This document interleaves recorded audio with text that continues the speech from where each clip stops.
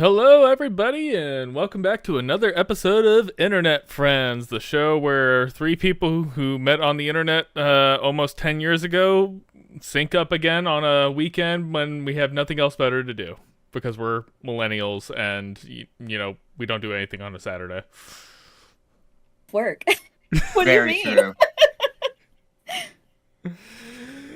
So what have you guys been up to in the last couple of weeks? Bree, I know you've had some family over, which is why we're recording a little late. Hi, my mom's 70th birthday, so we had a big celebration. I don't know if y'all know what Whirly Ball is, but we went to Whirly Ball and that was very fun. So It sounds familiar, but I can't place it.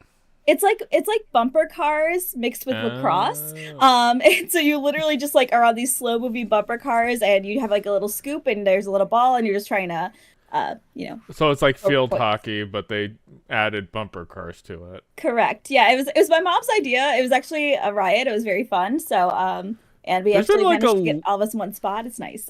There's been a lot of weird, like, hybrid sports that people have been coming up with lately. Like, pickleball started becoming a thing where it's just like, what if we did tennis Yeah. where we don't have to run very far to do tennis? And then there was a couple other things. Hey. Like, now we have Top Golf where it's just like, what if you just, like, did, like, the driving portion and you don't do, like, the rest of the stuff for golf? And just, like, these, like, weird things to just make it to where it's like, how can we make a sport lazier? Yeah, that's a big thing right now. There's so many things like that around in my area. They're a huge hit, and I will say they're fucking expensive too. So that is a little cash cow right there. Welcome to capitalism. We'll talk about that more later. We love it here. We're gonna get into capitalism. Seth, what about you? What have you been up to? Boring life stuff. I renewed my license. That was fun. I gotta do that later this year. I'm not looking forward to it. Dude, I hate it. I started reading a book called Dead Men Scare Me Stupid. That's very funny. I'm more concerned about the live men than I am the dead men, but Fair enough. I don't know. Ghosts terrify me. So, but yeah, I don't know. Just not much. I saw Madam Web. I'm probably going to see Dune tonight. I'm sorry for your loss. Yeah, it was rough. We'll be talking a little bit more about Madam Web later because I also saw it. We actually went for my wife's birthday, and that was a whole thing. What a horrible birthday gift. It was her idea, not mine. Okay, just so we're clear. Good. I was like, do you guys not like each other? No, one, it was her idea, and two, when the reviews started coming out, I was like, "Are you sure you want to do this for your birthday?" I'm like, okay. Here we go. So we'll talk a little bit more about that later in the show. But yeah, so Emily had her birthday, did stuff for that. Finally, the shoot that I kept getting canceled on me finally happened actually today, so that actually got done. So woo. Nice. I saw one of the pictures you posted on Instagram. Looked really good. Yeah, kind of excited to be doing a little bit more. I've been back when I lived in Albuquerque, I was doing shoots all the time. Like now I only shoot like twice a year. So yeah, is what it is. But hopefully that stuff starts moving a little bit forward. Anyways, so moving into our first topic of the day, we have Seth's homework assignment. So Seth, I'm going to go ahead and have you take it away. RoboCop. It's my favorite fucking movie. I love this movie so much. But yeah, I mentioned it because I wanted to talk about how it satirizes capitalism, the 24-hour news cycle. It just kicks the shit out of 80s culture. But I realized that I probably should have picked Starship Troopers because Helldivers came out, and now everyone's talking about that. That's actually something I wanted to bring up later in the show, and I was thinking about adding it to our topic doc, but I didn't because I haven't played it yet. But I'm this close to downloading it pretty soon. I'm pretty close too, and I rewatched Starship Troopers for this as well as RoboCop, and yeah, that got me wanting to play the game too. I think we'll tag along Starship Troopers towards the end of it, at least this conversation, because I think it'll be a very good conversation, because just from the satire aspect of it, because I think all of us agree that we understood the satire of RoboCop, Bree. Great, we love them. Is that what this is? I was just kidding. Yeah. Yes, we love corporations. We love them owning everything. The police, the military. Yeah. Dude, just so many things. Like it's been a long time since I watched it. I think last time I watched it, I think I was in high school, so freshman, So it's sophomore. been a while.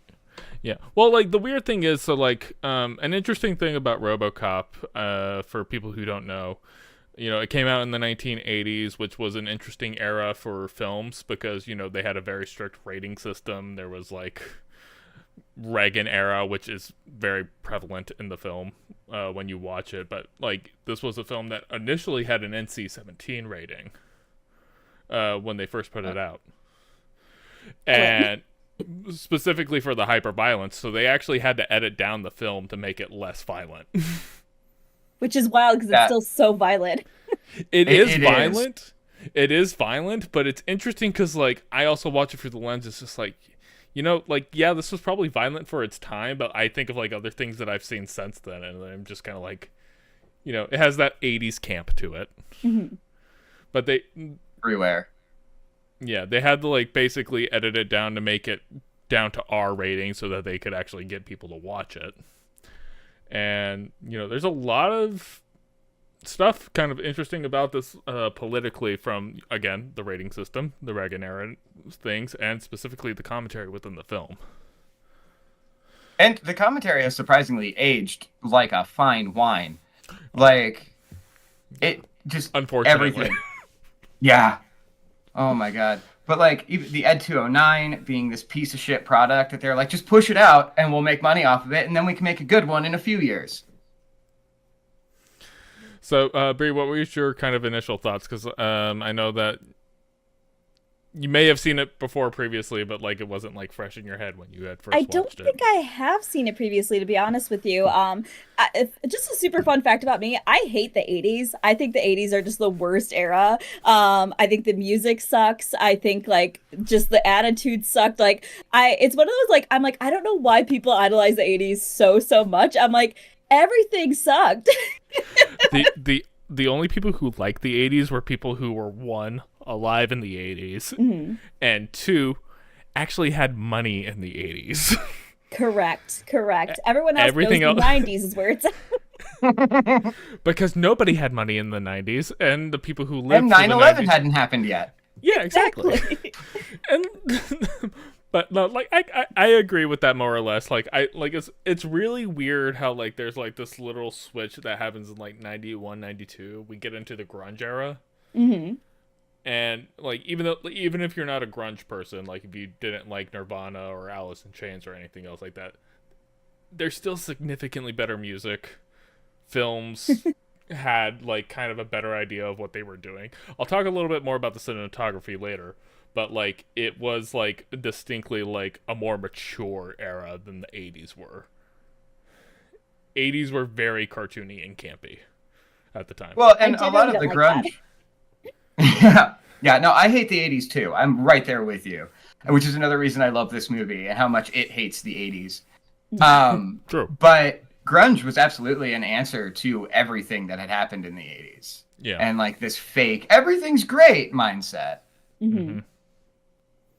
Yeah, it's surprising. Yeah. I will say I liked it. I was kind of dreading watching it for the 80s angle, and also I do not like violence, specifically hyper violence. And actually, Seth, you had posted that clip on your Instagram, and I was like, oh my god, this is what I fucking have to watch. Oh god. In fairness, you made us watch Has Been Hotel, so like. Yeah, I will say, yeah, I don't know. That violence doesn't bother me that much because it happens so cartoon violence versus like live action violence. Ish. Outside of it, then we go into like anime, where anime is like the worst hyper violence ever, and I will not watch any of that. So yeah, fair personally. enough. But I thought the movie was like I was surprised how much I liked it. Especially like how biting all the commentary is, and just like just given the state of the world that we're in right now, just like the news cycle, especially, I was like, this could be today. This could absolutely be today. Or just like, hey, everything's awful. There's war everywhere. And just saying it so quickly and so casually. It's just like, oh god, no, that's how it is right now, and that sucks. I thought the most interesting thing, and the thing I forgot before I started up, is just like how it opens with like Reagan era like news broadcast kind of thing. As somebody who used to work in the news cycle, like, I remember the whole bleeds it leads, like, here's this awful, horrible thing that happened today, and then here's like some things that are happening like overseas. It's like a cliff note we're just gonna kind of gloss over, Like and 30 then, seconds tops. yeah, and then here's a fluff piece to make you happy before we go to commercial break. And just like that entire thing, but like it was just like so poignant of like just like not only did the filmmakers of the time understand what was going on in that era, we're still struggling with those same things today. Yeah. And you know, that was kind of a really, really kind of great way to open that movie. And like at the time, like the first time you watch it, like you maybe like don't really understand what they're trying to do, but the first time but watching it now, I was just like, that's a brilliant way to set the tone. It really, really is. So speaking of kind of setting the tone, go ahead. No, I didn't actually have anything. I was just gonna. There was a silence, and I felt like I needed to fill it. Yeah, I know. You're thinking radio mind right now. But yeah. I was thinking, speaking of setting the tone, so, you know, obviously the setting of it is, you know, late 80s, but they're going for like a post sci-fi kind of feel to it that they're going with it. Old Detroit, this whole like idea of like crime-ridden city. I think the point in the movie that sets the tone so well, and I'm sure Seth, you're gonna agree based on your scene posting on Instagram, is literally that first like boardroom meeting scene that just absolutely just sets the tone of like this is the movie. Yeah. Well, and also the fact that that one guy gets blown away and the only thing anybody cares about is like the bottom line. And exactly. like, nobody cares. Nobody mentions that he's dead.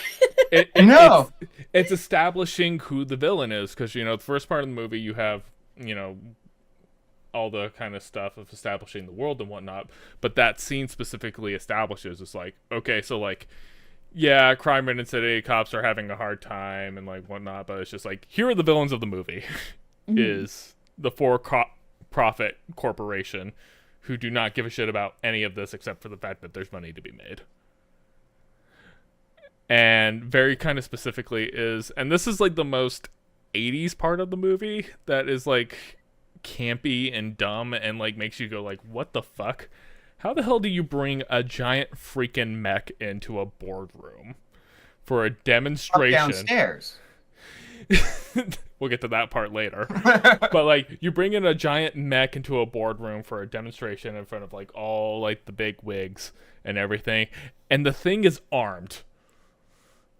Like, yeah, like it's just like, well, you not want only to like, not only is it armed, they have a gun in a box just in the corner. Yeah, they just have a giant 50 cal Desert Eagle like ready to go with ammo.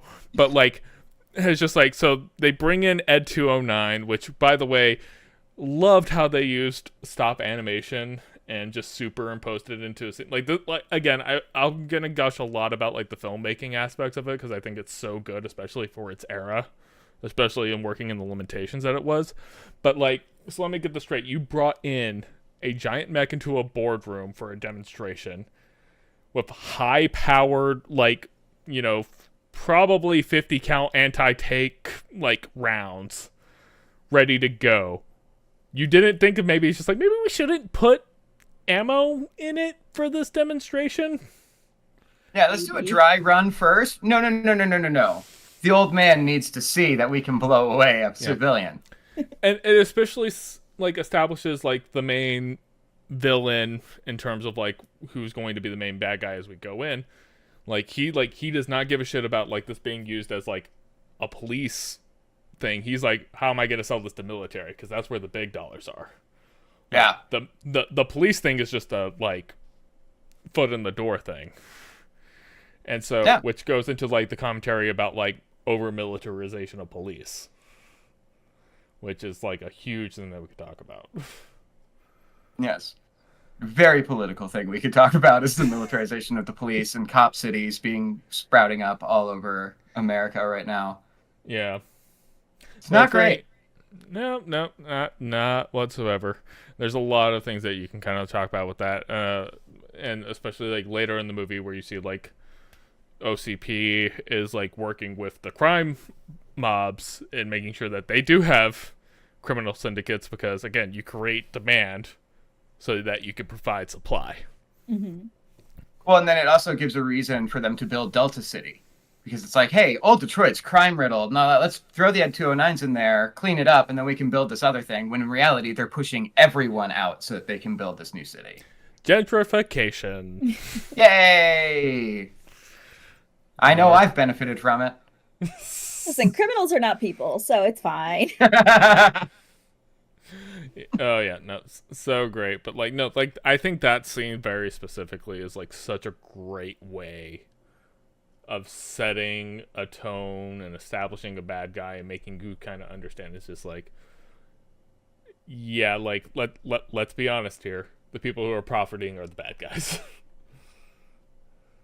There's even that line where he's like, when he's pitching RoboCop after Ed 209 has its malfunction, where he's like, hey, we've already moved people around in the police force so that they're more likely to get killed so that we can use their bodies for this thing. Mm-hmm. Yeah. It's just that they don't care about anything but money. Bray, how did you feel about that scene? I know that brought up kind of the ultra violence thing that we were kind of talking about earlier. I feel like I don't have much to say about this, to be very honest with you. I feel like it's just like, I don't know. It's still happening.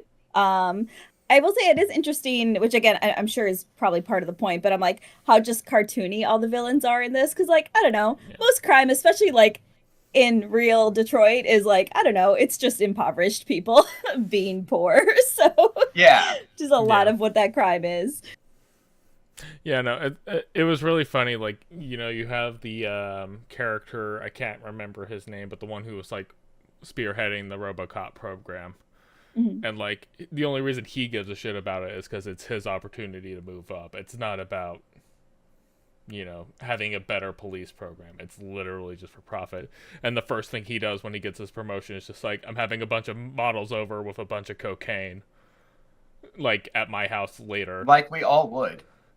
Obviously. Like we all would, but like that also goes back to like the Reagan era-ness of it. It's just like, oh, all these crackheads on the street, we need to clean that out. Anyway, it's cocaine and hookers at my place later, guys. Woohoo. It's fine if I do it. Yeah. It's just like, cocaine gets me in jail for like 2 weeks, where it's like crack's going to put that guy away for life. It's fine. Oh, yeah.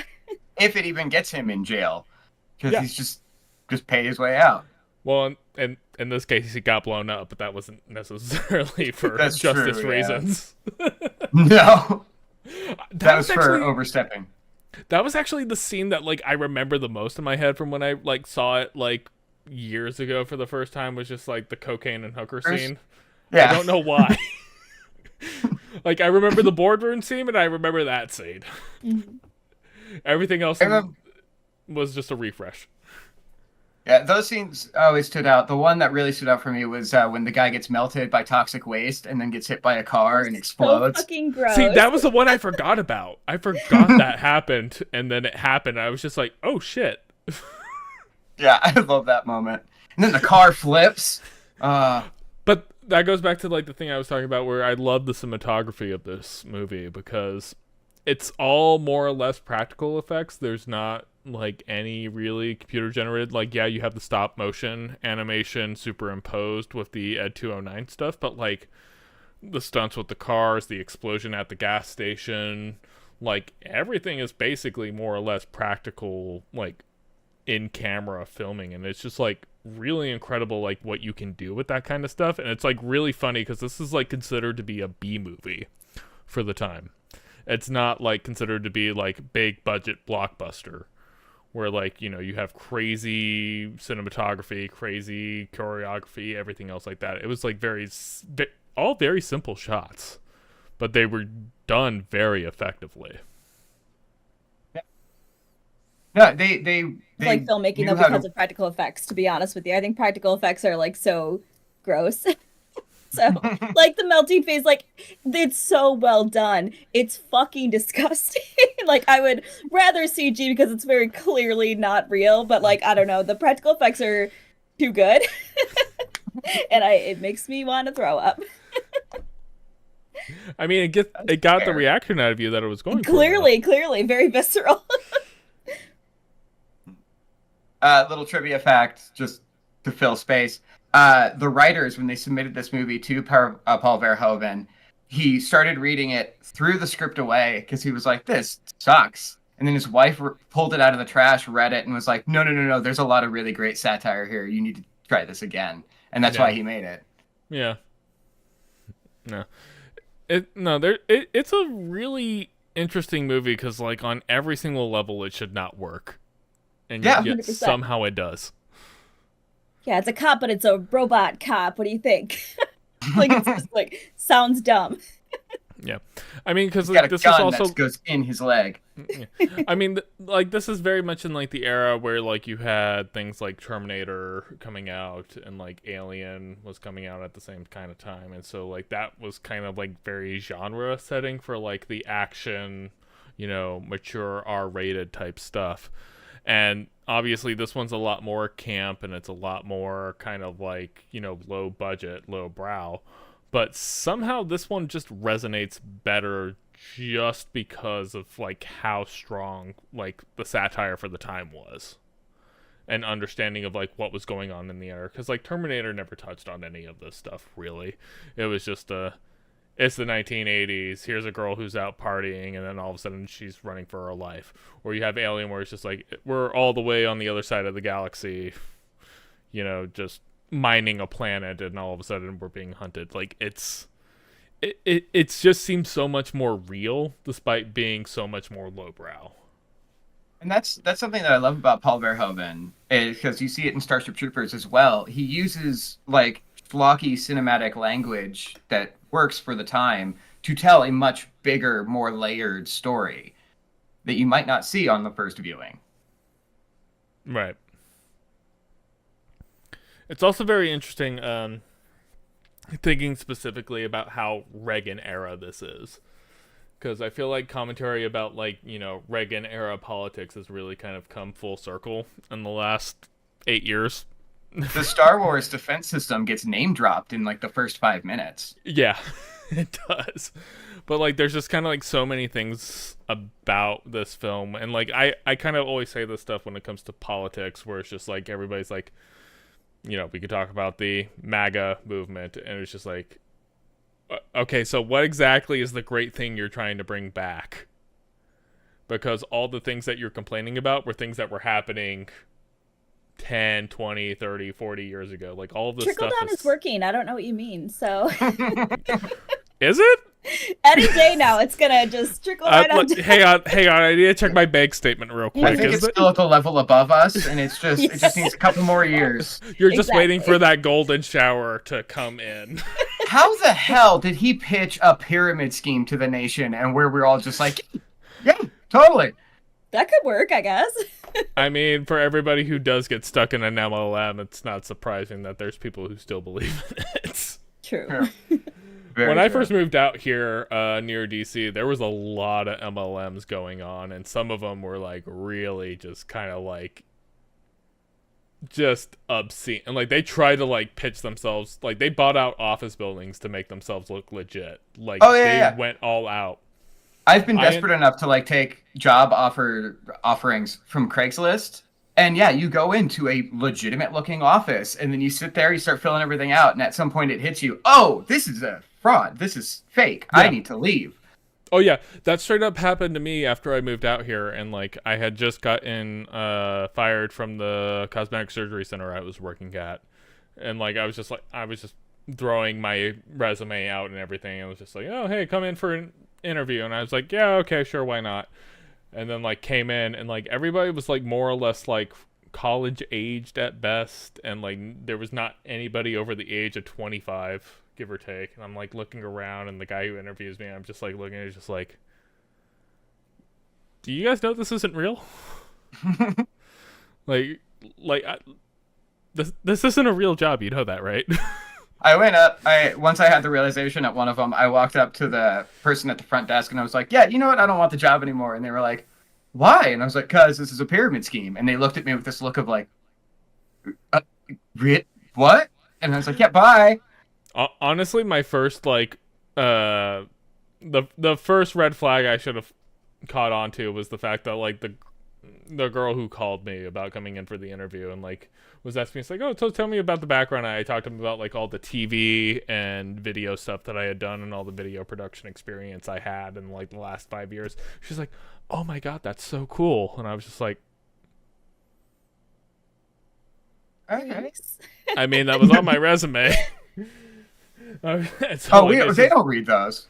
No, absolutely not. No, it's just an algorithmic, like, kind of just looking for keywords on your resume. So if you have any SEO experience, just use that whenever you're putting together your resume. Just put as many keywords as you can. We both aren't girl bossing hard enough, to be honest. I think that's the problem. You just gotta girl boss it up. All right, hang on. Let's see. Step 1, become girl. Step 2, be boss. I've been watching Finster on TikTok for a while. They're making it seem pretty easy. I mean, Finster's a completely different animal. Like, Finster just does girl better than anybody. They're on HRT now. That came out this week, I think. Really? Yeah. That's new. I'm seeing like old Finster stuff like in my feed. I don't follow Finster close enough to understand that lore. I don't intentionally.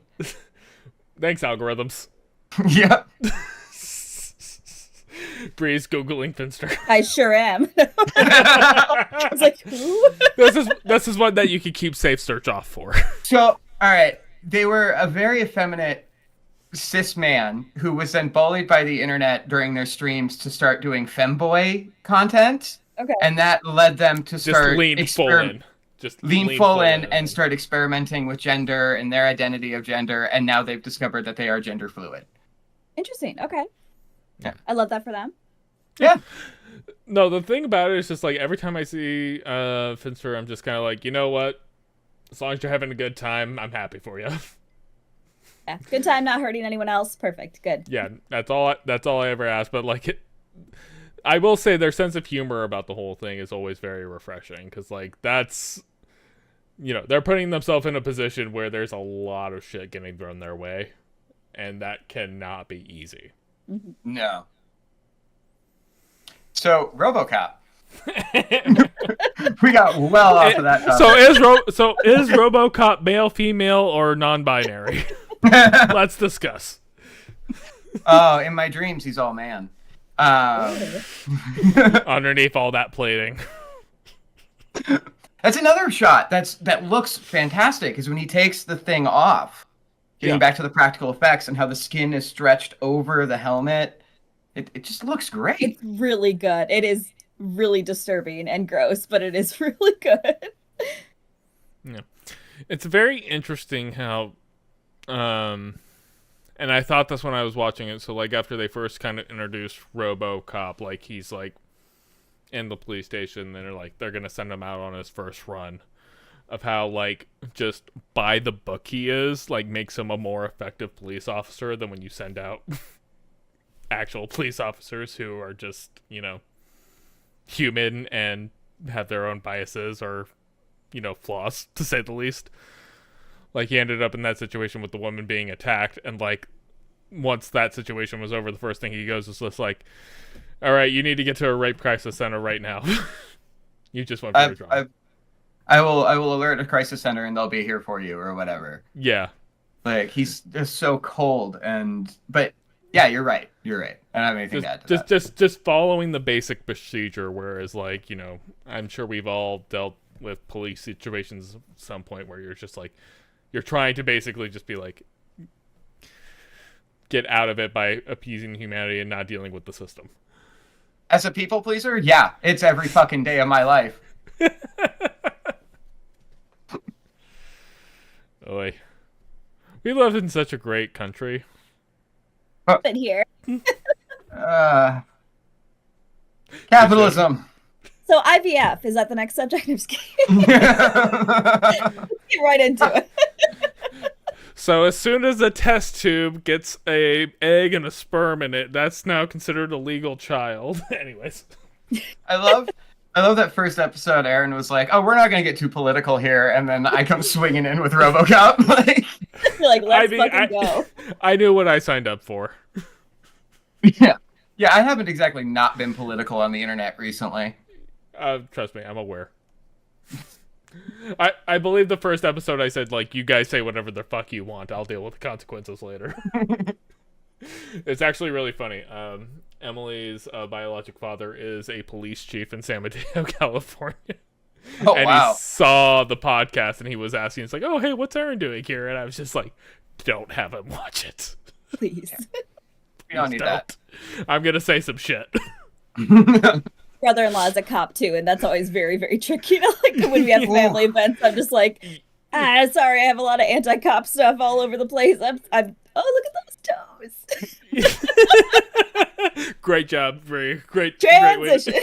I love when they do that. No, it's always funny when, like, I deal with anybody who's, like, you know, in my family. It's just like, oh, you know, the cops are trying their best. And I'm just like, no, cops kind of suck. They'll say, are they though? Are they though? I always have to, like, bring the conversation. It's like, when's the last time you interacted with a cop that was, like, a positive experience for you? Yeah. When they let me go in Vegas, because they said you can dump your weed or you can go to jail. So I dumped the weed and then they let me go. Well, they don't do that anymore in Vegas.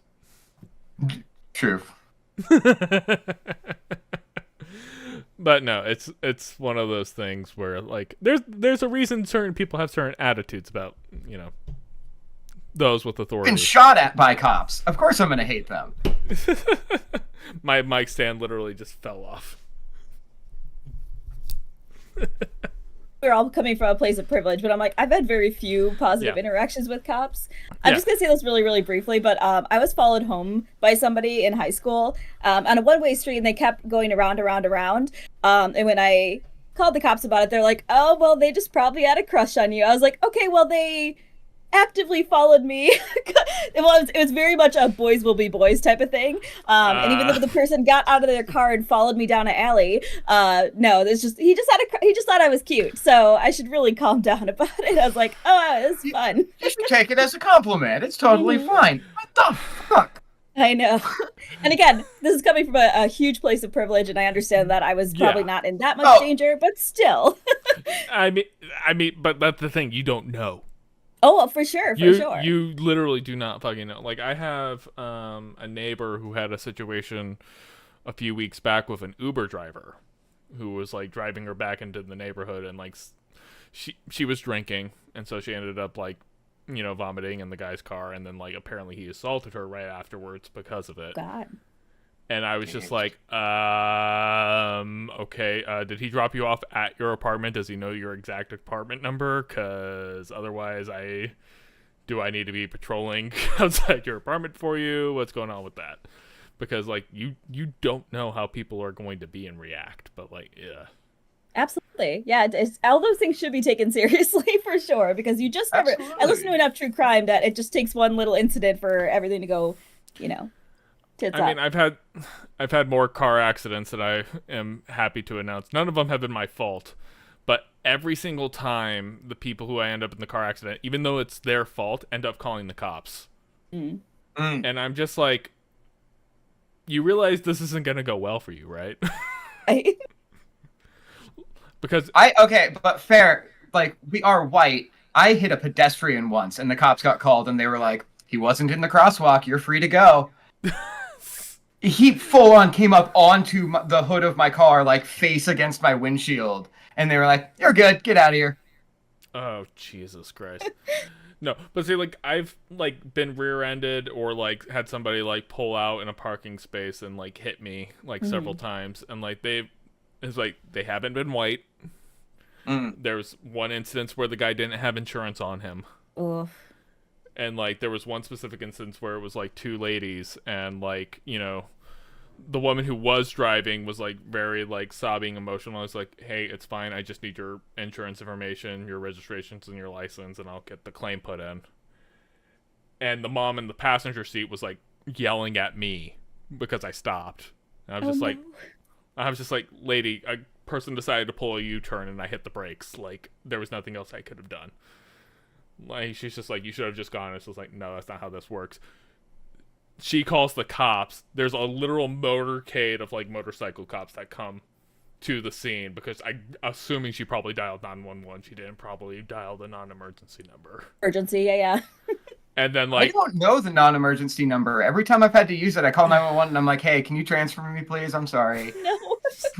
But still, so like, you know, I end up pulling off and everything, and like I'm explaining to like the officer, it's just like, look, this is what happened. Like, they ended up rear-ending me, whatever. The lady who called 911 comes running across and starts yelling at the police officer.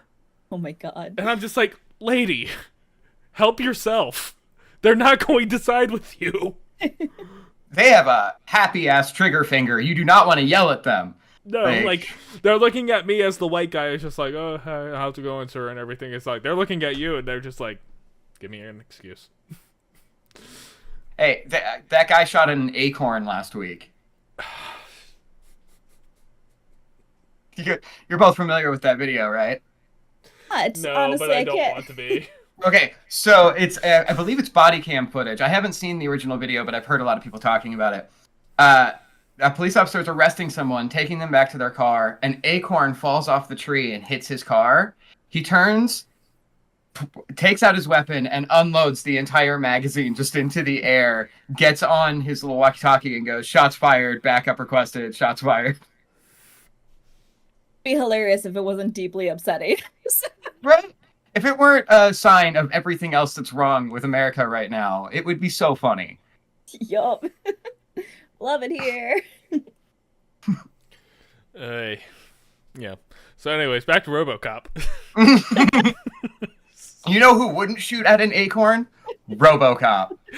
He's got that targeting thing. So cool. So we want robot cops, is what you're saying. We want RoboCops IRL, and that will solve all of our problems. Reset, thank you. Aside from like the weird lapses in judgment in the boardroom scene at the beginning, the only other thing that basically took me out of the movie was when they had like a photo ID system in the 1980s. Yeah. Oh yeah. That was the one thing I was just like, you can't even get that right now with AI. You expect me to believe that they could get that right in 87. I'm sitting there. Also, he's got most everything up here. Sometimes he's got to like fold his hand down and shoot out a little thing. Yeah. But like, what server is that connected to in a world without Wi-Fi? That's an excellent point. I didn't even think about that. I was gonna say that people get shot a lot in this movie, and like shot a lot, and there's like, oh man, I'm not doing so hot. I was like, you were shot 12 times. Why are you alive? That was actually an interesting point that I have now, actually in my notes that I have written down here. It's just like RoboCop goes into like the coke den and like, you know, getting shot at by a bunch of thugs, and it's just like totally fine. Goes over to OCP and like, yeah, like, you know, he's dealing with the Ed 309 that has high caliber weapons and like that's being, but 209, but then goes to the outside and there's the SWAT team and like suddenly all their firearms are now effective on him, and I'm just like, Yeah, the cops just have better and then, guns.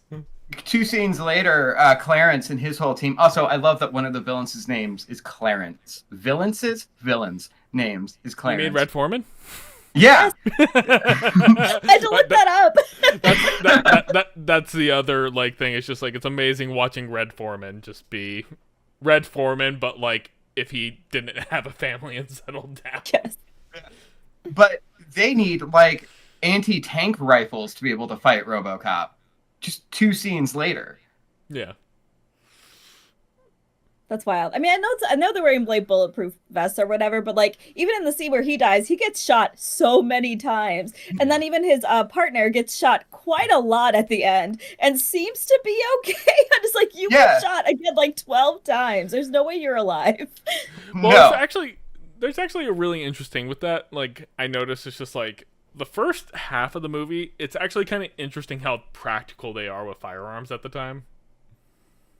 I don't know. I've heard that double wielding out the side of a car isn't that practical. It's not, but the guns that they had, like you had a bunch of robbers who had nothing but shotguns.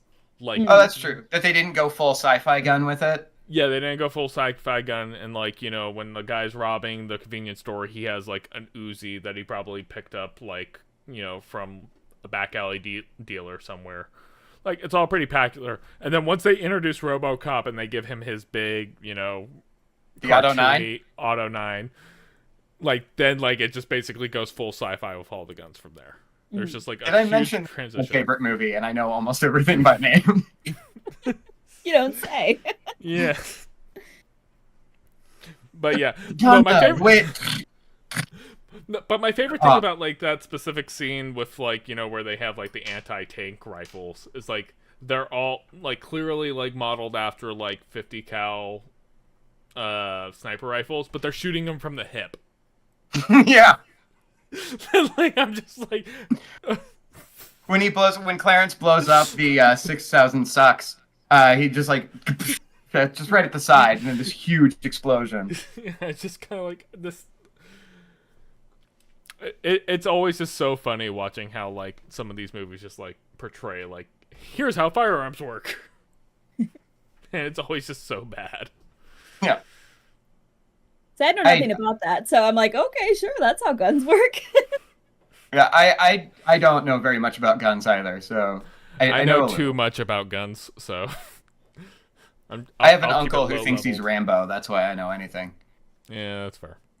Goodness. I just found out that a bunch of my coworkers, like almost all of them except for me, have guns, and I was like, they're like, yeah, we keep it in our car. I was like, okay, well, note to self, don't be in your car. Jesus Christ. Reminder that I'm very close to Indiana, so it's very easy to get a gun. Yeah.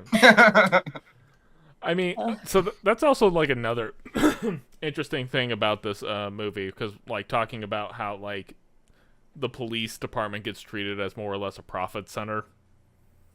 Where it's like, that still happens today, more or less. Because when you talk about, like, firearms and, like, how firearms end up the street, believe it or not, the biggest source for, like, cheap guns ending up in circulation are actually from police departments. I believe that. Yeah. I mean, look at the war on drugs. Like, most of the drugs that were introduced into any area were by police and government. Yeah. But, like, very specifically, like, what will happen is that a police department will be like, okay, we're getting a new batch of firearms from SIG or Glock or whatever company at the time, and we're going to get rid of our old stuff. So what did they do? They wholesale it to a gun, salesperson, and then they sell, like, pretty reliable firearms for, like, half the cost of what they would be normally as police, resell. And so basically it's just like, so most of, like, the cheap firearms on the street are coming from police departments. It's almost like capitalism's a bad thing.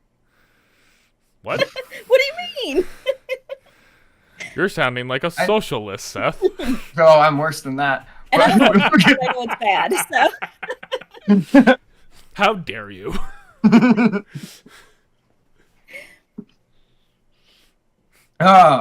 Any more thoughts on RoboCop? We keep getting off onto, like, really depressing topics. I mean, that's kind of what happens when you get onto RoboCop. True. I mean, it's your homework assignment, Seth. Is there any takeaways that you kind of want us to have to leave after watching RoboCop? No, actually, this is what I wanted us to talk about, was the satire, how it holds up and everything. So I'm glad you both liked it. I was hoping for loved, but I'll take a like. What about people who don't necessarily understand the satire of RoboCop? They go fuck themselves. They're just too stupid to live. I mean, there's a lot of people from that era who are just like, they love RoboCop, but they don't necessarily understand the satire. And, like, that goes back to the thing we were talking about with Helldivers and Starship Troopers, right? Where there's, like, an obvious satire to the story that's being told, but there's a lot of people who love that content and don't understand, like, what the message is. Yeah. It's very surprising that people can see Starship Troopers and think, oh yeah, this is fine. I agree with everything on screen right now. There's fascism no satire is great. at all. Yeah, fascism. Cool. Is that our platform, pro-fascist? As long as I'm the one in charge, then yeah. Emily's had that, like, conversation multiple times. It's like, if I could just run everything and everybody did what I say, everything would be fine. I'm like, Emily, You're describing fascism. Not a good thing.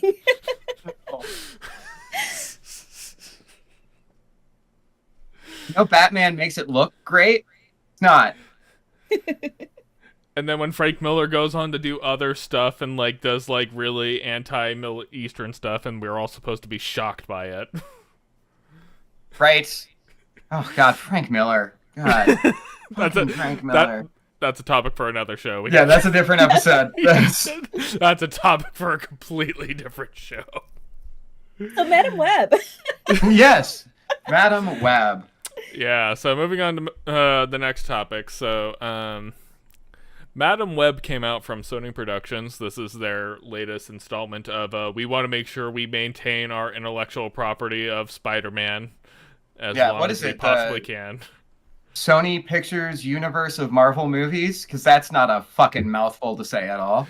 Yeah, so basically, I guess they're describing it as their Spider-Verse. It has no connection to any established Spider-Man, but because it is part of the Spider-Man IP, it's connected somehow. It legally means that they don't have to give the rights back to Marvel. Which is specifically why they've been making these movies like Venom and everything else.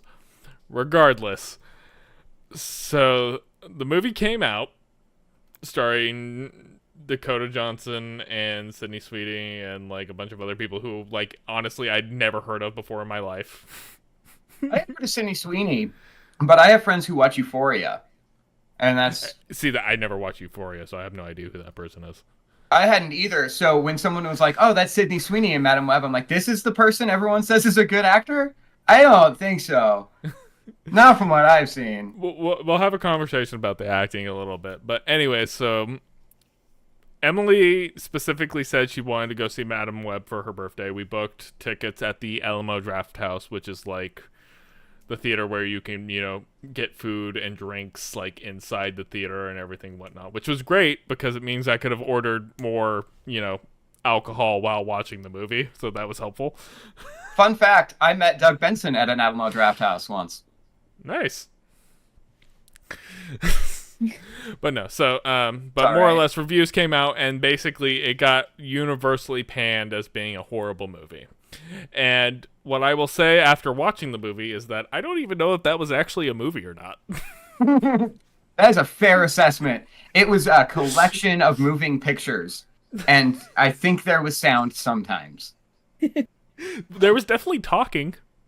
There was some talking. People did talk during that movie. I mean, the villain was mostly covering his mouth the whole time he spoke, but yeah.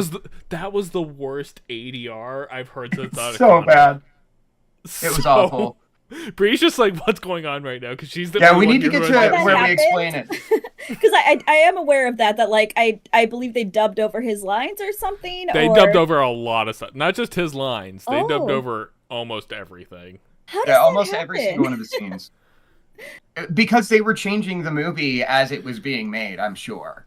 Oh. So what I imagine what happened, and so apparently the scriptwriters for this movie have never really made a good movie. They did like Gods of Egypt and like a couple others like really bad, like forgettable movies in the past. But my understanding of it is just like, we have to make a Madam Web movie. Somebody wrote a script not knowing really anything about the character or the universe whatsoever. They went to production. They ran out of budget right away. Pepsi came in and like was just like, Pepsi swooped in and saved that movie. Pepsi was the hero of that film. Saved is a very strong word. Well, Thanks, Pepsi killed the villain.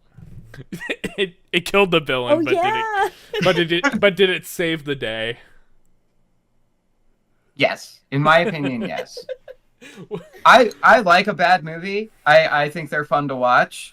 This, like, the moment people were cosplaying as spider people with, like, red body paint and, like, weird twigs wrapped around their arms in the jungle, I was on board. So, like, here's the thing, Brie. So, when you think of a movie that is universally considered to be bad, what do you think is a redeeming quality to make it, like, worth existing? That it's enjoyable. That you can still, like, make fun of it, and everyone's having a good time. For me, there was a lot of that in this. Mm-hmm. The See, middle dropped, but the beginning and end there's a lot. There's several moments. The thing is like there were several moments in the theater where I'm just turning over to Emily and we're both just looking at each other like, what the fuck did they just do? Like, what the fuck was that? It might help if we kind of explain the plot to Bree. Bree, are you familiar at all with the plot? There was a Let plot? me give you a little bit of context of what I know. I did some very brief research before this. I have seen the pitch meeting about this, so I know the general gist of it. I also just watched a brief review of it, and I also, for whatever reason, my YouTube seems to think occasionally that I'm a red pill conservative. And I watched a review about which I do want to talk about at some point, but how this is why they shouldn't make female superhero movies because females specifically, so we're clear, don't go see these movies. So yeah, this is actually something Emily wanted me to bring up on the show, so we'll definitely talk about that. Emily had a specific request talking about the glass cliff and that specific conversation. But yeah, that's the context I have, so I know the gist. It was a ceiling. So the glass cliff is the concept of like women-led movies will never be successful, and the reality of it is, and I think you'll agree with me, Seth, the problem isn't it that it's a female-led movie. Sure isn't. Oh. Everybody who fucked up... Yeah. Barbie was incredible and made all the money. Yeah, but the reality of it, the reason that this movie was bad is because everybody who was responsible for making this movie just did not give a shit. Mm-hmm. No, like, it had nothing to do with the fact that it's a female-led movie. It has everything to do with, like, everybody who was responsible for, like, writing, shooting, directing, and, like, making, like, a cohesive movie did not give a shit. The trailers made you think it was actually going to be a superhero movie when there was no superheroing to be seen. Yes. Nope. Yeah, so, yeah, that's, like, a very big aspect to it. But anyway, Seth, you wanted to discuss the plot. You found a plot I didn't notice. Well, it's a lady in the jungle gets shot, and then for some reason Spider Venom's able to save her child, but not her, in a pond thing. Naturally, and then that person grows up to kind of see the future sometimes when it seems to be convenient. And she can also split into 3 different people, but she does that once, and I missed really, that part. It's at the very end. You didn't see that? Oh, okay, I know what you're talking about. That that completely went over my head. Yeah, where the 3 other Spider Women are like all of them. I was checked out. I was officially checked out at that point. That's fair. I was 3 old fashions in at that point. Like anything that was happening in the 3rd act, I was not following. I was stone cold sober for this, and I feel that deserves a pat on the back, personally. Golf clap. I suffered through this. But I don't want to talk about the plot. I don't want to make fun of it. Like, here's the thing. There's nothing in this movie that is remotely redeemable. The writing is so bad. The production of it is, like, half-assed at best. Like, this is, like, the first time I've ever, like, left a movie where, like, I legitimately said to myself, like, I could call up, like, 3 of my friends and just, like, write, shoot, and edit a better movie than this in a week, is how bad this movie was. Like, there's no humor in it. There's nothing funny that happens. They try to have jokes in there a couple times. But, like, there's no, like, intentional humor that you're just like, haha, that was clever. It's all just, like... No Spider-Man quips. All flat. Well, Spider-Man's a baby in this movie. Oh, yes. Believe it or not, I did not realize he was supposed to be Uncle Ben until right when they said, oh, he's enjoying being an uncle. And I was just like, it's supposed to be Uncle Ben, motherfuckers. Man, no, I picked up on that very soon. I didn't realize it until literally, like, right at the end of the movie. And I'm just like, I felt like an idiot, literally, because I was just like, you couldn't have been more obvious. And then when she's holding the baby, Peter's birth mother, Mary, I think is the character. And like I thought literally I literally just thought back to the earlier scene where they were just like, guess the name of the baby, and everybody's getting it wrong. And then once I realized it was Uncle Ben, I was like, motherfucker. No, there's that shot when she's holding him in the hospital, and then it cuts to like the curtain divider, and it kind of looks like a web, and then they linger on that. God, this movie sucked. So embarrassing. I completely missed that. Again, three, old fashions in, and they were all probably doubles, knowing Alamo Drafthouse. So like, I was just You're like, no more. I was out. It's interesting that this came out at this time because it's just like I'm assuming it's just because they're trying to use something that because they have the rights to it still is my understanding. Has Craven come out yet? I know they've been premiering it, but I know that's supposed to be out next. That comes out later this year, I believe. And that's also going to be really bad. Watch superhero movies, not even this isn't like an A-list. Nobody fucking knows who Madam Web is, so just like outside of like unless you would like this isn't the time for this kind of movie, so it's confusing that it came out at all to me, to be honest. So. And I was telling this to Emily, where it's just like, look, Madam Web does not need an origin story movie. At all. They're like it's just like you do not need to explain where Madam Web came from. You could literally just introduce her. I also would argue, she doesn't necessarily deserve her own movie as a character. I think that's reasonable. Nobody fucking knows who she is, so.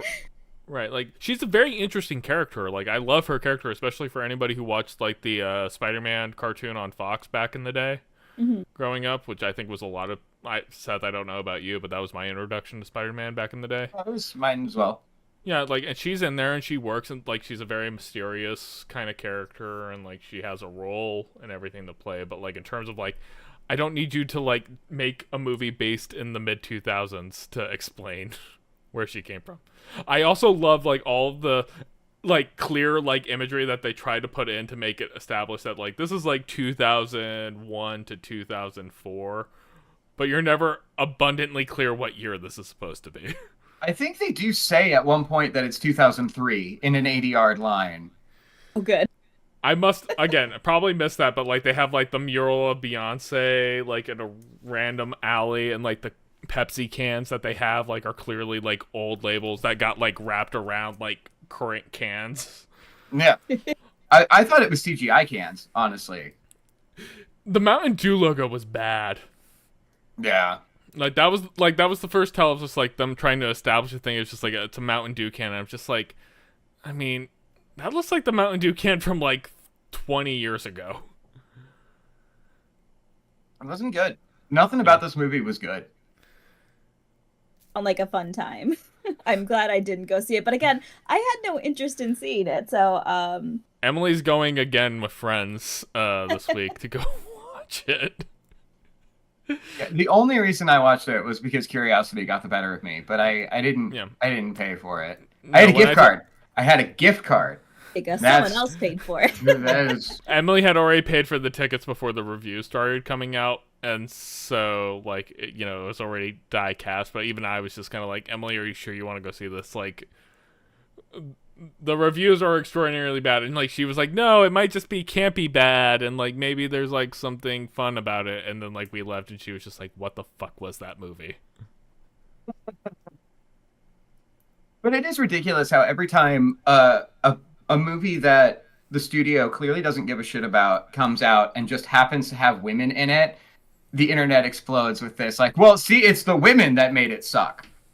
Yeah, and that's not watching, the case. They mentioned, like, that was all female writers, which I'm looking up, which is not That's true. That's not true. Yeah, I think there is one female writer. It's a female director. And I believe this director has done quite some good stuff, but also known more for TV, which doesn't always translate super well to, a feature-length film, which is totally fair. There's nothing inherently about this film, about it being bad, that I attribute to any of the women involved in it, or being involved because women involved. It's bad because the studio decided to make a film and not give a shit about it. Clearly, it did not have a good budget. Clearly, it did not have a good script. Clearly, people who were supposed to, like, do a lot of due diligence did not do it. Like, you can complain about the actors not doing a good job, but also at the same time, it's like I'm looking at the material that they're working with. And it's just like, yeah, like there's nothing they could have done to make this better. Yeah, you can't outact a bad script, which seems to be the case. So True. Yeah, and if anything, if you try to outact a bad script, it's just going to make it worse. 100%. And I feel like a lot of the actresses were just kind of like, they knew what they were in for, and were just kind of like, we're gonna just go through the motions and just get through this, and maybe it'll get Batgirled.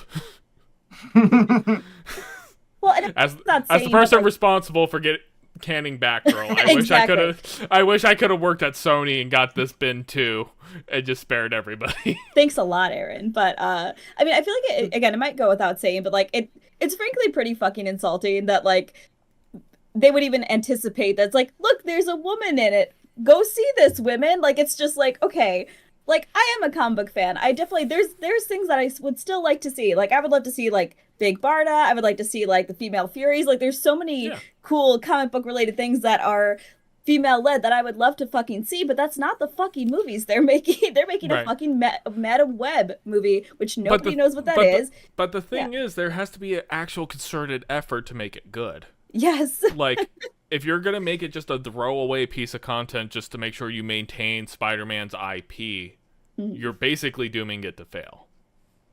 And, like, absolutely. I'm in this situation pretty often where it's just kind of like, it's just like, I'm going to try my best to make whatever the best piece of content I possibly can. But the people at B who tell me, like... You're still trying? I gave up years ago. Well, that's another conversation. But no, like, regardless, like, I'm gonna do everything I can to make this the best piece of content, and then, like, every step of the way, it's just like, oh, we want this, we want that, we want this, and it's just like, all of the things you just threw out were garbage. It's like, well, you have to do them. And I'm just like, all right, fine, I'm just gonna make a pile of garbage, and if it makes you happy, cool, but, like, no one's gonna give a shit about it. Yeah. And, like, it's one of those things where it's just like, I've, like, said, like, over the last, like, 2-3 years, like, in terms of, like, professional things that I've worked on, I haven't made anything I'm proud of. And it's not for a lack of trying. It's just because, like, the people who are making decisions, again, it has nothing to do with the fact that, it was a female-led cast, a female director. It's the fact that the people who are in charge basically doomed this thing to fail. Oh, they absolutely did. No, Sony does not care. It was evident in Morbius, which no one's going to blame. Going back, no one said that was a bad movie because Jared Leto was in it. Like, and that's part of what made that such a terrible movie. Yeah. I mean, in fairness, I never watched Morbius because Jared Leto was Morbius. I was just like, all right, I'm out. Fair. I actually haven't seen it either. I'm just repeating what the internet has told me, like a good person. Right. And then Kraven looks like shit, and Sony just doesn't care. Yet at the same time, on the animated side, they've made the 2 best Spider-Man movies probably ever. That's the thing. If they pulled out of live action right now and just kept on making Spider-Verse movies, I would be 1,000,000% behind that. Yeah, it's almost like how DC was back in the day, where it's just like, look, if you guys pulled out of this whole DC EU Snyderverse thing right now and just focused on animated stuff, cool, I'm in. Boy, DC really fucked their animated stuff in the last few years, though, didn't they? I mean, are you surprised? No. So hard to be a DC fan. It really is. So we got the Holy Trinity, but other than that, we got really nothing. Yup.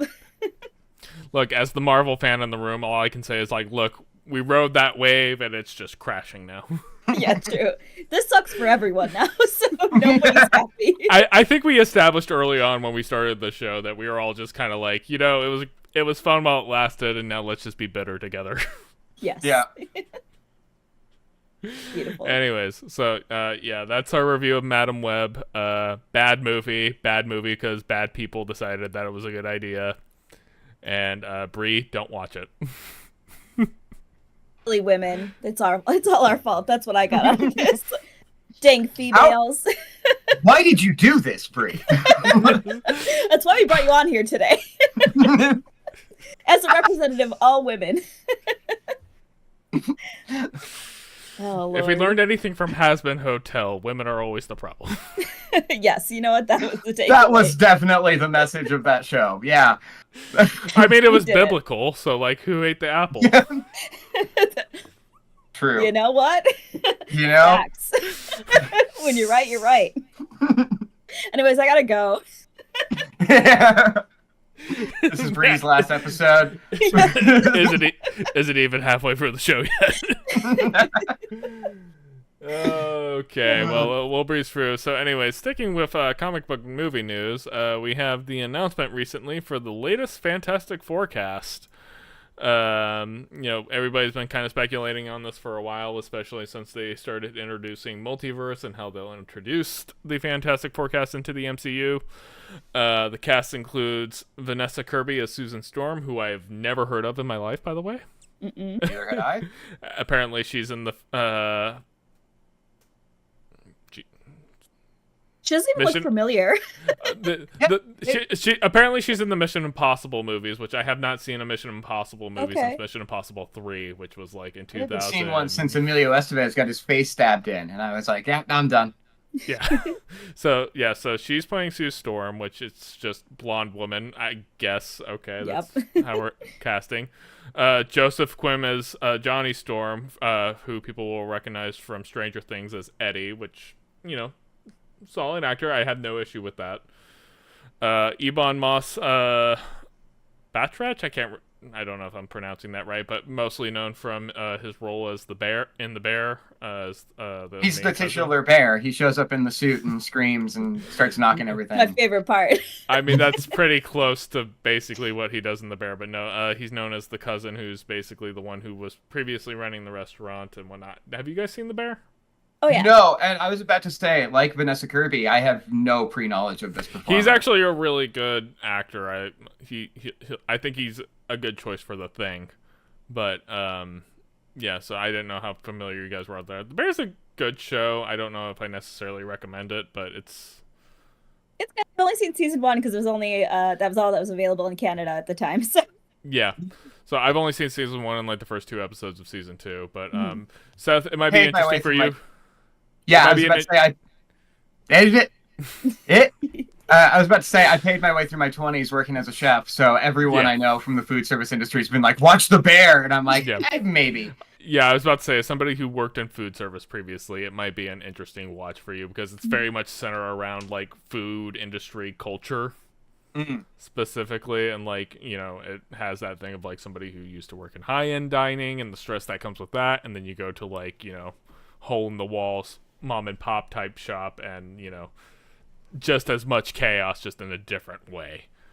And anybody who's ever worked back of house will know it's just like just an entire like subculture in and of itself. It absolutely is. I love it. Not great, not a great place to be, but I love it. Yeah, and that's kind of what the show tried to do. And then, of course, Pedro Pascal is Mr. Fantastic, to which kind of goes to like my point that I actually put on the doc. Is Pedro Pascal on the verge of becoming the new Chris Pratt? I saw that. That's a very apt description because he is showing up in everything now. Yeah. And I'm getting a little worried because I do love Pedro Pascal, but I don't want an oversaturation of him. Right. I just hope it doesn't turn out to be problematic like Chris Pratt is. So yeah, I mean that's the main concern is like when you start getting more publicity, like more things come out, especially in your personal life thing, because it's like Chris Pratt had that trajectory where it's like okay, everybody knew him from Parks and Rec, and he was a lovable goofball type character, started getting like leading man and other things roles, and then all of a sudden like more stuff kind of comes out, and then all of a sudden he's like I don't know if that's like this guy, and then they just keep putting him in every role possible to the point where you're just like I'm kind of just tired of seeing him. I feel like Pedro Pascal's like seeing him right there. Yeah, he's getting close. I don't know. He is in everything. I don't think he's going to be in Mandalorian very much longer. I know that that's mostly a voice role for him now. Yeah. But I'm fighting off a sneeze. One sec. I gotta mute my mic. The sneeze is never gonna happen. Just so everybody knows. Watching with bated breath. Yep. Is it gonna happen? It went away. It went away after I said that. I was about to say you should have just like let it happen, but no, Yeah. like you're right. But like it's very funny how like he did Mandalorian and then basically did the exact same role in Last of Us. Basically the exact same character. Yeah, pretty much.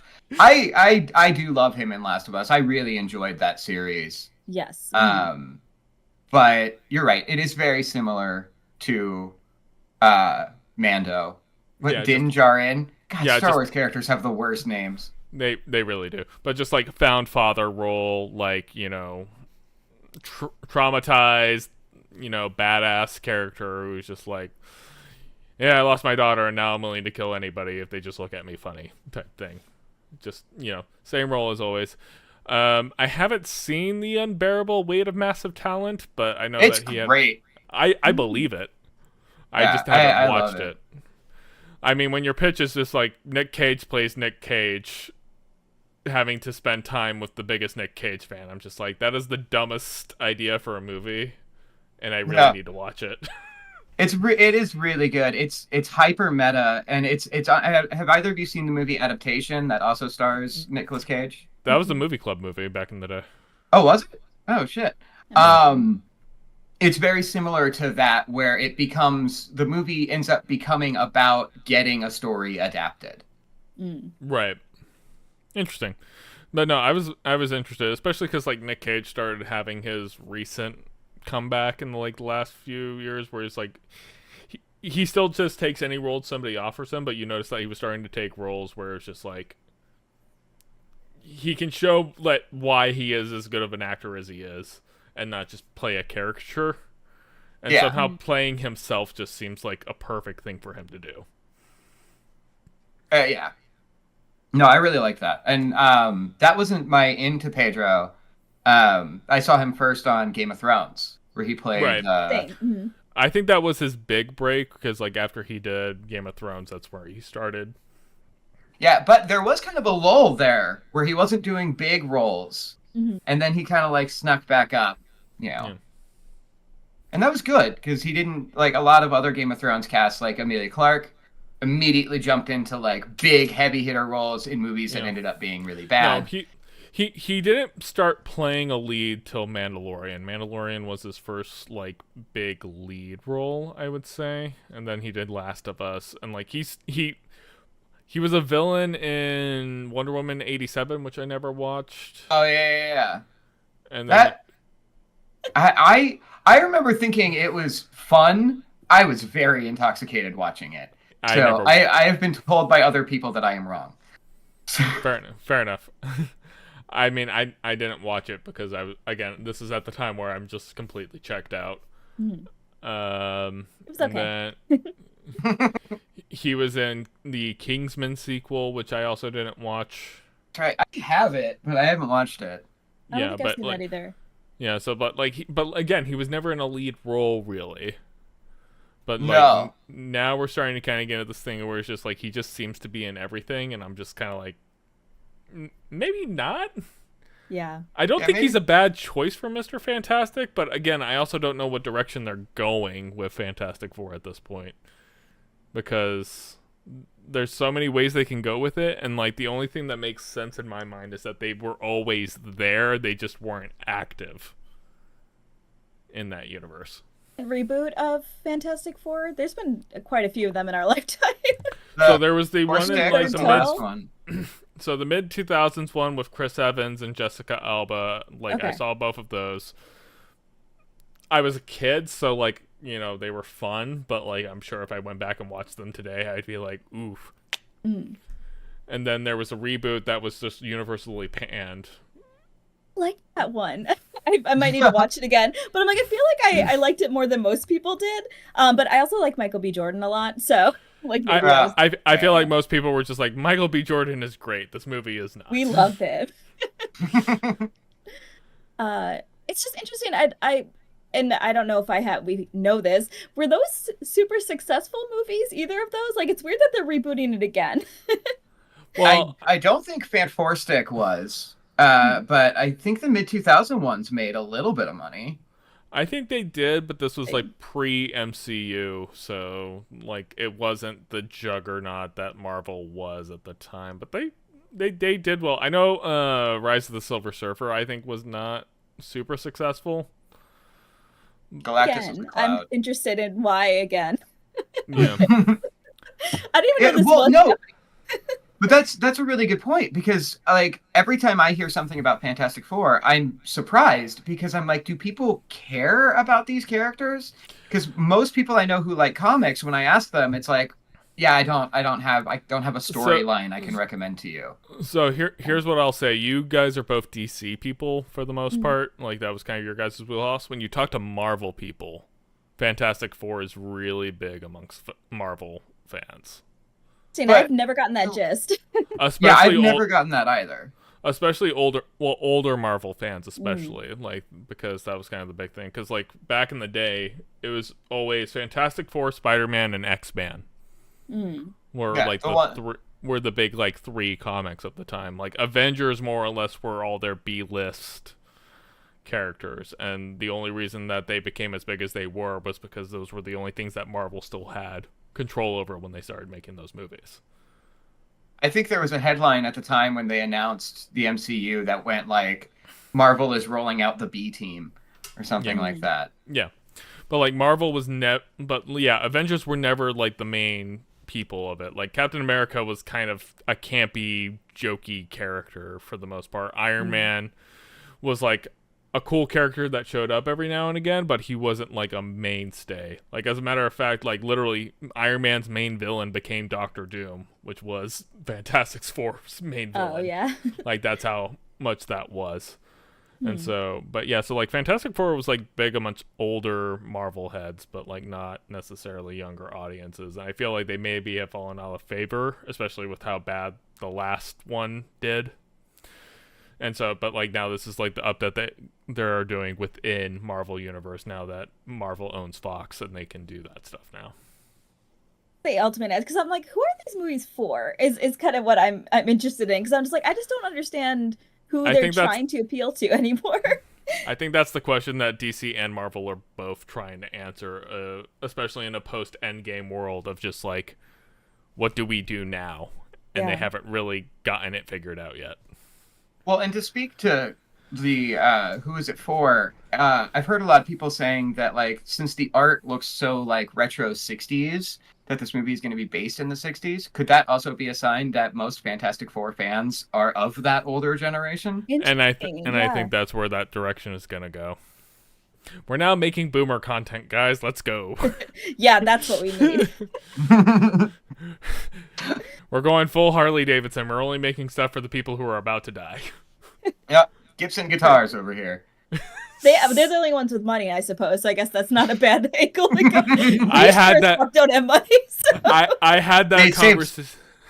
I had that conversation with a coworker literally the other day, where it's just like, dude, I really need to stop working for boomers because it's literally killing me. And then he was just like, yeah, but who's gonna pay you like a boomer can pay you? And I was just like, that's the problem. There's millennial boss, and let me tell you, it's so great. I took a mental health day yesterday, and she's like, yeah, dude, whatever. I don't care as long as you have enough hours. I'm like, oh, thank you. So that sounds amazing. It's coming around. It's happening. So let me know what I have to do to get that, because I've been working for boomers for way too long now, and I'm, my mental health is not going great. Yeah, there was that article earlier this week that was like, I should stop saying earlier this week because it'll date when we record these. But it was like, millennials and Gen Z are making much more money than they used to. They're just spending it on one-time uses like groceries and and rent. Yeah. They're not saving money because they have to spend everything on inflation. Yeah. Good God. I'm like, I have a second job just so I can have savings because I can't save with my regular income. So I'm literally trying to start my own business so I can eventually quit the job I'm currently doing. Oh, I'll be working until I'm 80. Somebody told me recently, they're like, I'm going to be working till noon on the day of my funeral. And I'm like, I absolutely will be. So I can't retire. Are you kidding? Yeah, no, but it's just like, how long do you expect to work? It's just like, oh, trust me, I'll be dead long before then. God willing. Yeah. Yeah. So, anyways, Just yay, quick Reagan. cry. It's fine. Oh, so fun being alive right now. So We're in the happy best to have been timeline. born. Yeah. I'm just glad I have people in my life that can suffer with me. That's what's Yes. important. Commiseration was what we need. Yeah, misery loves company. If Yeah, everyone else was exactly. doing better, I would fucking jump off a cliff. Oh yeah, pretty much. Anyways, so moving on into our next subject, paid ads on paid or advertisements on paid streaming services. So this has been rolling out recently. I didn't notice it until Bree had us watch Has Been Hotel, and I was on Amazon Prime watching, and then all of a sudden there were ads popping up, and I'm like, where the fuck did these come from? Which episode were you on when the ads started? Because I was on the last episode when the ads kicked on for me. Oh, I was on episode 2. It was Oof. like episode 2 is when it kicked in. I was so mad because I was like, no, don't interrupt my show. What are you doing now? Yeah. That's going to be an interesting thing, actually, going forward, because Yes, I know, I hear you, bud. Baby. You went on a walk before I started. I know you're fine. Yeah, you got to get those in before we start recording. Yeah, pretty much. But no, very specifically, because like a lot of content that got created in like Netflix and all the other streaming sites at the time when they started making like their original content were made for streaming and didn't have like obvious ad breaks. And so now they're inserting ads into things that didn't have natural ad breaks. Yeah, and it's noticeable when they do that. Yeah. Because, like, especially, like, if you watch content that was designed for ad breaks and you watch it on something that doesn't have ads, you know, you have, like, that whole, like, build-up, tension, music, cut. Repeat the And then entire here's thing 30 over seconds you again. just watched. Yeah. 30 seconds you just watch and then moving on. It's just, like... So I knew this was coming, like, you know, when I was working at Discovery and Warner Brothers, you know, took over... everything else. They talked about specifically introducing ad models to streaming. And it's one of those things where it's just like, I don't know how that's ever going to work and everything. Like that's probably a thing. And now everybody's adopted this. Bad ideas are contagious. I'm hoping it'll just implode at some point. Because even when I was trying to get RoboCop yesterday, I literally downloaded 3 different streaming services because I was trying to fucking find this movie. And even if I had like the free trial or something, there was still stuff that was locked behind that content. And they always have like that premium version where there's no ads. And I'm just like, what am I fucking paying for if I have to watch ads the whole time? Because Amazon, obviously that's what we started with. But like, I don't watch a lot of stuff on Amazon, but like I was starting to. And they're like, oh, well, if you pay an extra $4.99 a month, you don't have to watch ads. And I was like, that's a lot of money. Yeah, and that's already the worst because you're paying $100 for it for the year, right? That's still what Prime costs? Right. Or $14.99 a month. Oh, okay. You can't afford the annual, Seth. Yeah, no. I pay for things annually like an adult. Yeah, I pay for annual so I don't think about it, and then when the like $100-something comes out of my bank account, I'm just like, well, you know. Oh shit, I gotta cancel my DistroKid before that comes out next week. Yeah, that's the thing, is like remembering when you paid for something and making sure you cancel it right in time. Because that will fuck you up when you're like, oh, I'm good. I got this. Oh, fuck, I'm overdrawn. Yep. Shit. And they wonder why we can't save money. Right? But like, it's so weird because they've conditioned us to the point where it's just like, you know, we pay money so we can watch content and not have ads. Like, that's what we're paying money for. Yep. For the most part.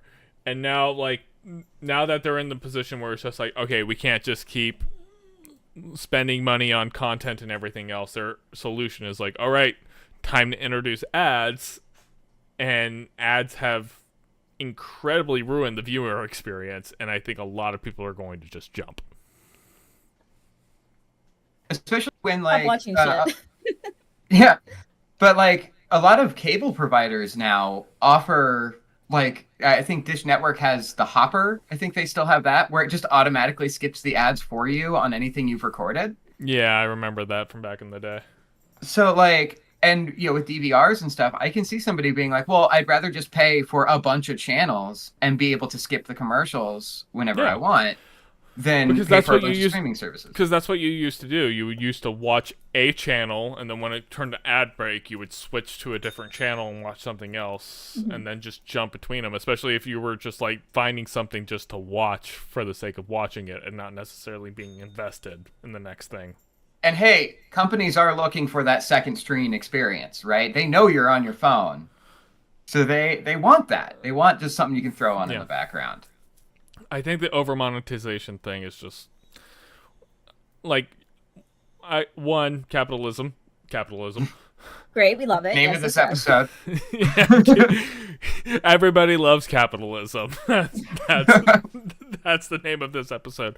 But it's like one of those things where it's like, dude, you're going to burn more than you're actually ever going to get in. So you need to just figure out a way. Like, look, I know like a lot of big deal was made about like, you know, streaming services raising their rates, and like obviously inflation sucks.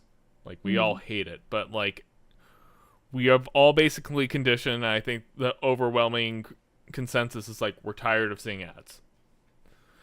Like in the like few times that I've actually watched like sports on TV in the last like 6 years, I'm always just stunned by like how much ads there are between things happening in the game. They're pervasive like, too, which I think isn't helpful either. Because I'm like, even like YouTube, for example, granted they don't seem to detect the ad blockers anymore, which is great, but like those ads were happening like every like 10 minutes or so, like in certain videos, especially the longer formats. I was like, I can't fucking watch this if I'm going to get interrupted every like couple of minutes. And it's same thing with some of the podcasts I listen to. They have so many fucking ad breaks where I'm actually like, okay, this has been going on for 4 minutes. It's the intro of the podcast, and then it's a like 5-minute ad. I was like, this is like, I understand ads have to happen, but like, okay, so now I have to pay extra to not maybe have ads, or I still have to pay extra, still have ads, and I still don't get my fucking content. So like, where's the benefit for me as a user at this point? Exactly. And speaking of podcasts, there's one that I listen to that's by a couple of former Cracked writers. It's a 30-minute show, and easily 50% of it is ads. They're constantly cutting to ads that you can't even like follow the conversation. So now is a great time to announce our newest sponsor on Coca-Cola. for all 5 of our viewers. Whoa, 5? That's wow. I'm surprised. We've gained 5 subscribers since we've started, so you know, welcome. There's growth. If you actually look on the growth metrics on the channel, we're up 2,000%. That has been hotel video did a lot for us. It did. Thanks welcome again. I was about to say thanks for suggesting that, Brie. You made us very relevant very quickly. And then Seth follows that up with a movie from 1987. Yep. And a hyper political discussion. It's what the internet loves. I love that. Oh God. But yeah. So yeah, advertising's bad. Also, please give me money. And then maybe I'll give Seth and Brie money. If you give me money, I'll think about it. Yeah, that shit sucks. I think that's all there is to it. And I will say I think it will be interesting to see how this goes forward. Because like to your point, Seth, like there's so many streaming services. You have to pay extra to maybe not get ads. I think people are going to be going back to like regular cable packages because it's just there's too much shit going on. And again, I'm paying extra money. I have 8 different streaming services. Piracy. Also that. That's for the average person. That's what's going to happen is more or less like we talked about it. Like I think on the first episode, like piracy is just going to come back in a big way. Yeah, no, and you're absolutely right. This kind of mindset encourages piracy. Right. And like looking at on Twitter, there was a whole thing about how 28 Days Later isn't available on any streaming services, VOD, and the physical media of it has been out of production, which means that the only way you can view that movie now is through piracy. Right. I think there was a thing, might have been like 2 years ago, Dogma from Kevin Smith. Completely off streaming, and basically anybody who has a Blu-ray copy of Dogma is basically the secondhand cost of that went through the roof because it's the only way that you can watch that movie legitimately. Yeah. Well, I've been seeing Blu-ray copies of 28 Days Later are starting to hit. They're asking like $50, $60 on eBay right now. Right, which would have been like, what, like 4 or 5 times the cost that it would be to just buy it at Best Buy when you initially bought I it? got mine for free at a thrift store at a buy one get one free deal. Nice. Exactly. So we know how Seth gets his Blu-rays now. That's how that works. Mm-hmm. But Thrift yeah, stores no. and pawn shops. I mean, there's something to be said for physical media now, or basically at least having your own digitized copy on a server somewhere, and like even that's getting cracked down on these days. There's been instances where people's servers are getting shut down for hosting, content that basically is again out of circulation. Well, and Sony recently pulled a bunch of content that people had purchased. They just put a software update into the system that like, your PlayStation can't play this anymore. Yeah. Oh my god, that's fucked up. Remember when Right? Sony was like the DRM friendly company? Like, all you have to do is hand your game to a friend and they can play it. You don't have to deal with our DRM. Yeah. Now, even if you purchased it, we'll take it away from you. Yeah. No, it's insane. Anyways, so we're at the hour and a half mark now. Do we want to kill G4 reboot talk, or do we want to keep that one alive? Seth, you and me were talking about it. I don't know. I if Bree don't has know much to about say. this, to be honest. Yeah, I'm fine with holding it off. We can talk now, but we want to hold it off a little bit so Bree can educate herself. It's not a super. I refuse to educate myself. How dare you? Never have. I'm not gonna fucking start now, Seth. Spoken like a true American. It's that Midwest attitude. I think we can say that for another time. It's not like necessarily as like, time sensitive as a lot of other kinds of stuff that we're talking about. So like, you and me could just have like a side conversation where we just talk about it because it's funny. It's very hilarious. Anyways, so now we're moving into the end of the show and we have to assign a homework topic. And because I've already stuck Seth and Bree, it's my turn to select a homework topic. So. I have 2 ideas, much like Bree did when she first came up with hers for Husband Hotel. So the first one, and this is going to be kind of funny because we've been making fun of how much I was the Star Wars fan of the group. I'm actually going to pitch Clone Wars as our homework assignment because my understanding, Seth, you never watched it, and neither has Bree, and she's a newer Star Wars fan. Yes. So for the homework assignment, I would say at minimum get through the first season. I would recommend getting through the first 2 seasons. Okay. And you should probably also watch the 2008 movie that was kind of like the pseudo pilot. I have seen that. Okay. So like I would recommend watching the 2008 movie first if you are going to jump into it because it introduces Ahsoka, who is a very important character to the Clone Wars saga. Otherwise, you'd be very confused about who the hell this person is. Especially if you only ever watched the prequels and you would just be like, who the hell is this person? And where did she go during Revenge of the Sith? Yeah, basically. They get to that towards season 7, but again, that's a lot of content to get through. I don't expect you guys to get that far, but I think it's a very good conversation to have, specifically in terms of talking about how the expectation of watching supplemental media to make like the core piece of content better and like whether or not that's a good thing or not, because I feel like Clone Wars did a lot to make the prequels as well liked as they are now, whereas back in the day they were not very well received. That's fair. It's kind of an interesting conversation, and for those who still want to engage in Star Wars content, Clone Wars and Rebels are very core to what they've been doing in Star Wars productions lately, so it could be a good way to kind of like catch up on those things. Okay. And then the second option was Baldur's Gate. Oh, I'd have to buy a game? Yeah, so that was the main reason that was the backup, and I would be willing to front the cost to Seth to have him download Baldur's Gate on PS3. I'd love to talk about it. So I mean, if Seth wants me to Venmo him like $70, I'll send him $70 for him to download it on PS5. I appreciate that. I'm gonna be gaming. I'm gonna be sucked into Battlefront: The Classic Collection in a couple weeks. Fair enough. So I don't know if I'm gonna have the time. So I'm cool with doing Clone Wars. Okay, we'll do Clone Wars then, and then. Listen, you don't have to pay me. Again, if I was the one suggesting it, so I was willing to front the cost.